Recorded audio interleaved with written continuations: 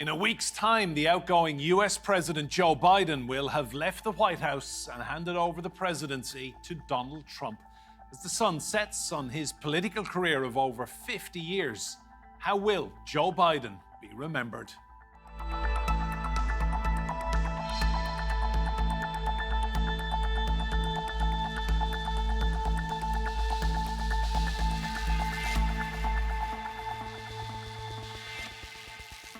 Hello and welcome to Roundtable. I'm Enda Brady. Now, during his 4 years in office, octogenarian Joe Biden has faced challenges both globally and domestically.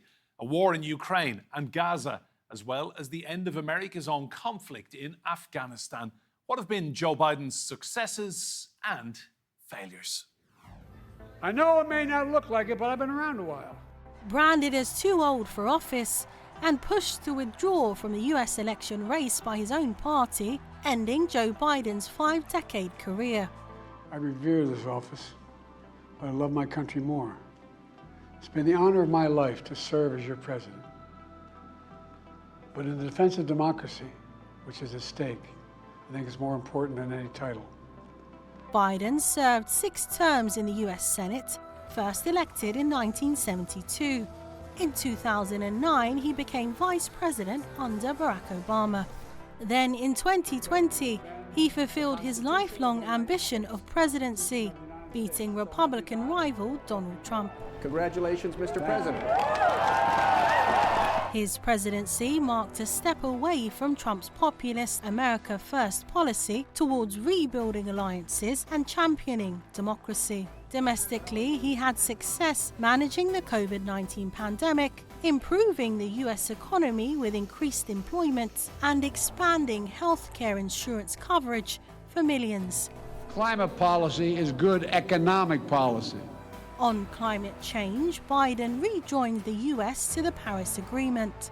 Internationally, Biden played a central role in rallying NATO and Western allies to support Ukraine against Russia.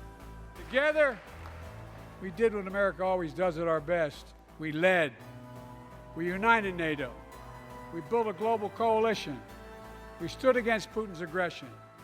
We stood with the Ukrainian people.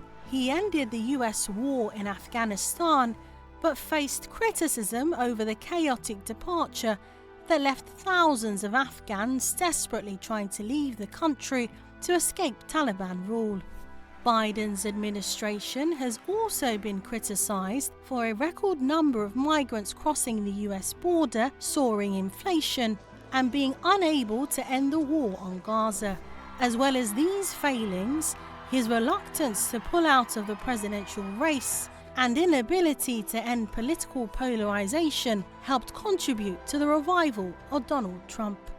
With many successes and failures, how will Biden be remembered? Well, let's bring in our guests. In Washington, D.C., we're joined by Alex Crowther. He is Senior Fellow at the Center for European Policy Analysis. In Minneapolis, in the United States, we have Amy Kokh. She is a Republican strategist. And I'm delighted to say here with me in the studio is Nina DeRoy dos Santos. She's a journalist and podcast host of the show Ctrl, Alt, Deceit. You're all very welcome to this roundtable. Amy, I'll start with you. The Washington Post had an editorial this week, and it said that after a lifetime of noble service, here is a man who didn't know when to leave. Is that a good way of remembering Joe Biden? Well, you know, presidential legacy is tricky. I think about we just lost former President Jimmy Carter, and his presidency was fairly lackluster and malaise, but his after presidency was really something to behold. But I do think, you know, when I think about Joe Biden, I think about his years in the Senate. I think about his service to our country. I think about the sacrifice there. But I do feel like he didn't know when to make a graceful exit. And, you know, that will all get, as history fades and moves, that will change some. But I do think he stayed too long. Alex, come in on that. Did he outstay his welcome in US politics? He did, especially considering when he was running for president, he promised to be a bridge with the implication that he was going to be a one-term president. And then he changed his mind and the train went off the rails at that point. And just tell me, how does the average American voter now feel about Joe Biden? I mean, your politics has been so fractured for so many years. Will people wish him well in his retirement, or is there going to be an edge of bitterness from those who perhaps voted for Trump or are Republicans? I think the typical American's just happy to see Joe Biden go off into the West.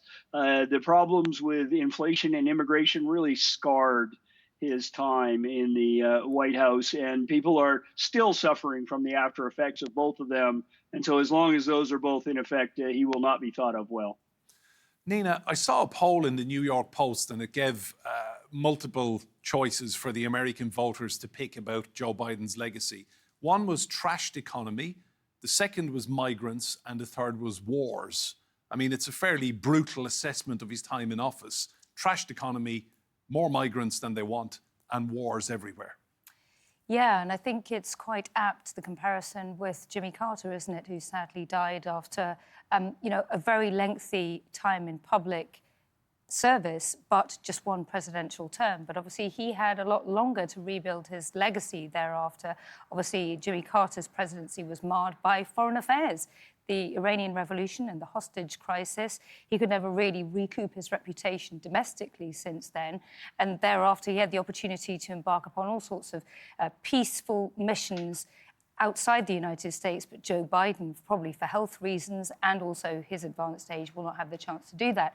So I think it is a brutal assessment. We should caution, of course, though, that because one-term presidents are sometimes something of a historical aberration in the United States, statistically speaking, it is tempting to look at their legacies through the lens of failure because they failed to get a second term in office to accomplish whatever they might have wanted to do domestically, not just foreign policy-wise. Amy, just talk to me about domestically what Biden achieved. How has he left your economy? Right. Well, people are hurting. And it's not just that people are hurting. And again, going back to the Carter analogy, which is very apt, gas prices through the roof, of course, gas shortages and lines under Carter. And along with that, there seemed to be an effort to kind of tell the American people that they were not feeling what they were feeling. It was not just that the economy was bad and that people were struggling and prices were soaring, but it was this constant yes, but unemployment is low and, and inflation is down, it didn't rise as fast this quarter. And so it was not just the bad economy, which will get presidents most of the time. It was also sort of this seemingly, obtuse way of looking at it and looking at America's concerns and pain around the economy. That was a real problem for this president. Alex, just come in on the economy. What's your take on what Biden leaves behind? Well, inflation is still a problem here in the United States, and I agree with Amy that the normal American is still suffering. And so Biden tried to get the point across that the economy was doing really well, but it just didn't resonate with the people because prices are going through the roof. And so he will be seen as mismanaging the economy. And the economy is actually doing pretty well, but he couldn't get that message across. Thanks, Alex. Nina, is there a feeling on the world stage that others took advantage of the fact that they perceived Joe Biden to be old and weak? If we look at what Vladimir Putin did in Ukraine, Benjamin Netanyahu, what Israel has been doing for a long time now in Gaza and the Palestinian territories, is there a feeling that people looked at the White House and they thought we can push the boundaries of what we want to do here because this guy is not going to push back?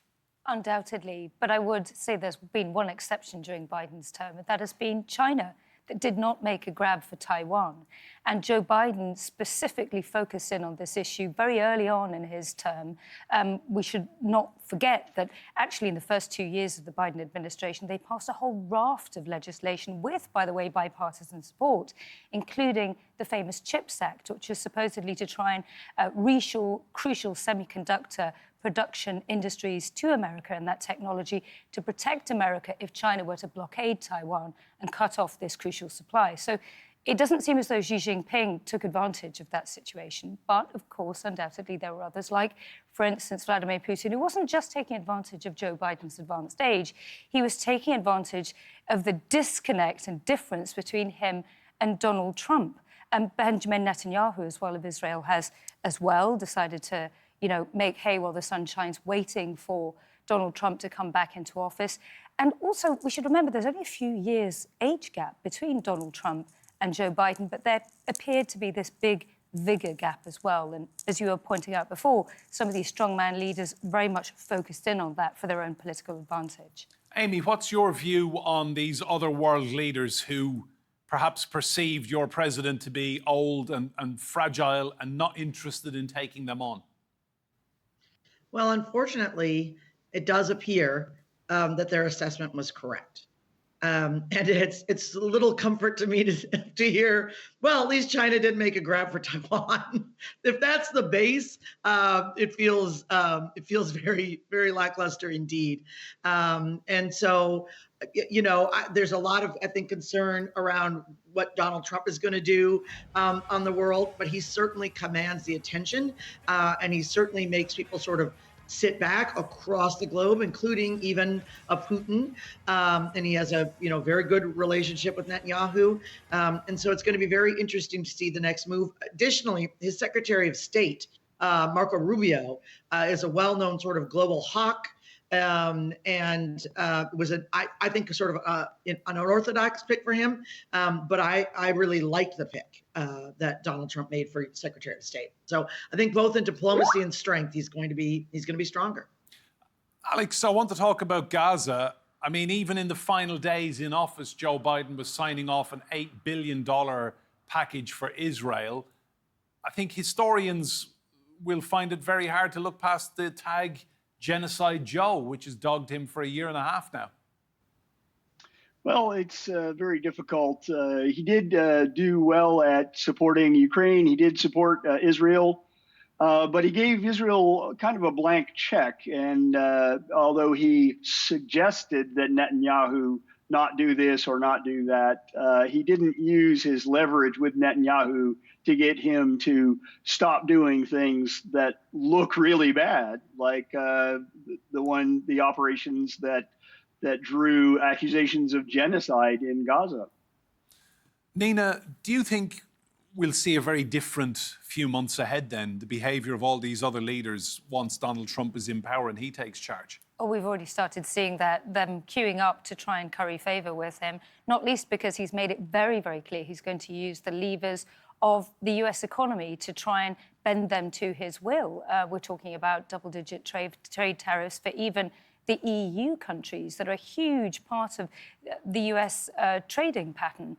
So, with friends like that, who needs enemies? It's already cost one high-profile political scalp in the form of Justin Trudeau, the Canadian Prime Minister, who's had to step down after trying, to sort of dismiss Donald Trump's bluster. So I think, yes, we will see them lining up to ingratiate themselves with Donald Trump, probably to protect their economies, or if perhaps you're Denmark, to protect your own sovereign territory, like, for instance, Greenland. Just on that point, Amy, I mean, we're in for a very different presidency, aren't we, the next 4 years? We really are. And we're in it for a different presidency than the initial Trump 4 years, I think. When Donald Trump entered the White House, I think he was as surprised as many. And he fully admitted many times. I listened to him on the Joe Rogan podcast. He really didn't know. He'd barely been to D.C. He was reliant on people in D.C. to sort of tell him who to work with, and that he felt very much a different approach as he kind of wrapped up the campaign and was looking forward to setting up an administration. And so, I think already you're seeing different picks. I think you're seeing different approaches. And I think that, there's just a lot more Trump in this presidency because he has his feet under him when it comes to Washington, D.C., and won't have that barrier with the startup. He really took a year or two to even kind of figure out Washington. And before he could even, think about, international discussions and policies. And Amy, what do you think of the reports that Joe Biden has been telling people that had he stood against Trump, he would have won? Well, I mean, I feel kind of sad. The polls absolutely don't indicate that he would not have won. He was, in fact, it would have been, an even larger landslide than we saw, without a doubt. After that June debate, it was impossible for folks to hide that he was absolutely not up for the task, not just for a debate, but for presidency of the United States. So, Alex, perhaps elements of delusion creeping in the final days of this presidency? Joe Biden's trying to salvage his reputation. Unfortunately, we're seeing world events wind out that are not proving that. The limits on Ukraine weapons use. He's been inert on Syria and things like that. So no matter what information operations he tries, no matter what spin the White House tries to put on things, it's just not working. And just tell me, Alex, how do you think historians down the line will look back on Joe Biden then? Because for all the gaffes and the mistakes and the frailty and the weaknesses that were shown, there were still many positives over the last few years. Well, the economy is doing well other than inflation. And like I said, he did help NATO and Europe with Ukraine. He helped Israel, which is a very popular move here in the United States.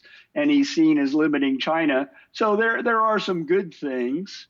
But, there are just so many bad things happening now. I think that historians tend to diminish bad things and emphasize good things as time progresses. So I think he'll do okay. He's not going to be at the bottom of the presidential list, but he's not going to be very high. And Alex, one chapter, of course, that we should mention, the withdrawal from Afghanistan, which he oversaw. That was a disaster. That was just really not planned at all. Why would you give up Bagram? We did exactly the same thing that the British did in the 1800s. And we paid the same price, luckily less than the British paid. But it was just not well thought out at all. His National Security Council it was somewhat timid at times in Syria, in Ukraine with weapons use, and with Afghanistan. And his reputation is paying the price of that timidity. Nina, how important is legacy then to politicians when suddenly nobody has got cameras in your face every hour of every day, you're spending more time with your family, and the world moves on and you become an ex-president? How important is legacy? I think it's hugely important. It depends how much time you've got to, rebuild your legacy in your own words and sort of very competently, eloquently advocate for your attributes. My mind is immediately going towards Tony Blair, who left office with a huge cloud over his head after the Iraq War, which was disastrously unpopular here in the United Kingdom. He was vilified, essentially, for over a decade, and now suddenly he's been able to sort of, with the Labour Party coming back into power 14 years on, he's been able to get back onto the international stage and start talking about these world affairs. Foreign affairs are crucial for world leaders to be able to keep that oxygen of publicity to rebuild their reputations. And that's one of the reasons, ironically, why Joe Biden focused on foreign affairs 50-odd years ago, when at 27 years old, he became such a young senator. He joined the Committee for the Foreign Affairs in the Senate, as well as the Judiciary Committee as well. Those were his two focal points, because he wanted to be seen seriously on the international stage. But he doesn't have a huge amount of time to rebuild failures like, for instance, Afghanistan. I was just about to say, the difference between Blair is still a comparatively young man, very energetic and extremely switched on. Joe Biden doesn't have that time to start rebuilding the legacy, does he? No, he doesn't. But somebody who was quite advanced in age when he was able to do that, although he appeared to be very much in control of his faculties and very sort of eloquent, was, as we've said before many times, Jimmy Carter. There are others like George W. Bush as well, who, is hated in many parts of the Middle East because of the invasion of not just Iraq, but also Afghanistan as well. He had to lie low for many, many years, and then eventually he started to rebuild his reputation. It's been actually the chaos of the Trump years that has made George W. Bush look better than he's ever done before since leaving office. Amy, Joe Biden is a man who will be remembered as having had huge personal tragedy in his family and private life. Can I ask, What do we make of him pardoning his son, Hunter Biden? I think that it feels to me like a father at advanced age who has lost a lot. He has his wife, his son, Beau. His story is very sad, and he's had some very great personal loss. And I think that I feel like while it is wildly unpopular how he has behaved with Hunter and Hunter's crimes or alleged crimes, that a lot of people I talk to on both sides say, I mean, I get it. If he was my son, I might do the same thing, but it isn't right. And I really do think domestically, Biden's legacy is going to have the most damage, whether it's inflation, whether it's these things around Hunter, and then we haven't even really touched on this, but immigration was just a massive issue in this. The border crossings, the illegal border crossings by the Biden administration's own definition were unmanageable from the day of his inauguration. He never got control of the border in any kind of way. And Americans, will long remember that. That's a massive issue here. And he really fumbled the ball. Just on that point, Alex, then migration, can you see Donald Trump doing things differently? Rhetorically, Donald Trump is against immigration, even though his mother was an immigrant, and he's gonna shut down the border, not totally shut it down, but gain control of it. I don't think he's going to be able to do a massive program of deportations. That's just really hard to do, and will have a negative impact on the American economy. Biden, his problem is that he broke his word on being a one-term president, and he also broke his word on not pardoning his son. And I think that's the big problem, is once that trust is lost with the American people, it doesn't matter what he says after that, they're just not going to believe him. Nina, is his presidency a case in point of being careful what you wish for? Here was a thrusting, energetic young senator in the 70s who steadily, year after year, just worked his way up the ladder and then suddenly was too old when the big job came. He's a Roman Catholic, so almost the same as one of the cardinals who suddenly wakes up one day and he's Pope, but he's 80.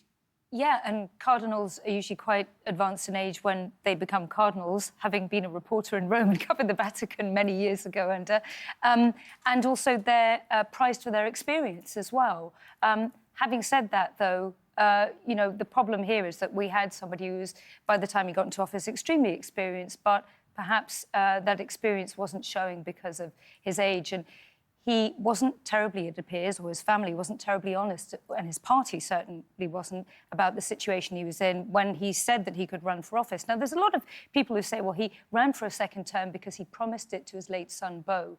As Amy was just saying before, he suffered huge personal tragedy, losing 2 children before their time, his first wife in a car crash. And his eldest son, Beau, before he died of brain cancer, said, "Promise me you won't give up." Maybe that is what inspired him to carry on running. But in doing so, and just handing the baton over to Kamala Harris 100 days before the presidential election, what he's done is he's fractured the Democratic Party for the next cycle. The big question is, who is going to lead it after having lost this election so disastrously with Kamala Harris?